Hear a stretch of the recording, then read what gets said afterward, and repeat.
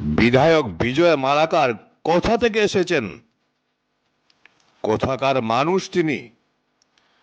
রাতাবাড়ির বিধায়ককে এমনই চ্যালেঞ্জ জানালেন দক্ষিণ করিমগঞ্জের বিধায়ক সিদ্দেক আহমেদ। দক্ষিণ করিমগঞ্জকে পাকিস্তানের সঙ্গে তুলনা করে আবার সিদ্দেকের রোষের মুখে পড়লেন রাতাবাড়ির বিধায়ক বিজয় মালাকার। এমন বেফাঁস মন্তব্য করার আগে নিজের চরকায় তেল দিতে বিজয় মালাকারকে হুঁশিয়ারি দিয়েছেন সিদ্দেক আহমেদ। দক্ষিণ করিমগঞ্জের মানুষকে প্রকৃত ভারতীয় দাবি করলেন সিদ্দেক আহমেদ। রাজনীতি করতে গিয়ে কাউকে তুচ্ছ তাচ্ছিল্য না করতে বিজয় মালাকারকে হুঁশিয়ারি দিয়েছেন দক্ষিণ করিমগঞ্জের বিধায়ক সিদ্দেক আহমেদ।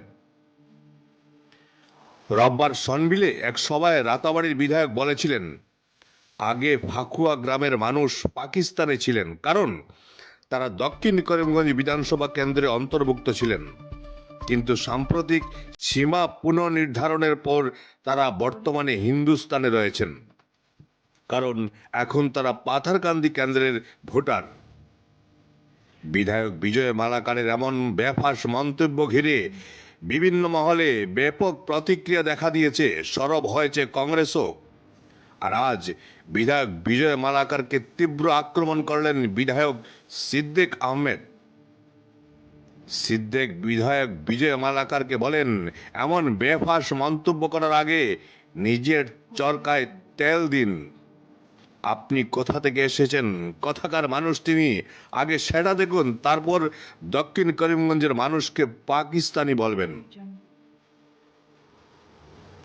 যেন আসিল তার জায়গা তুলেছে।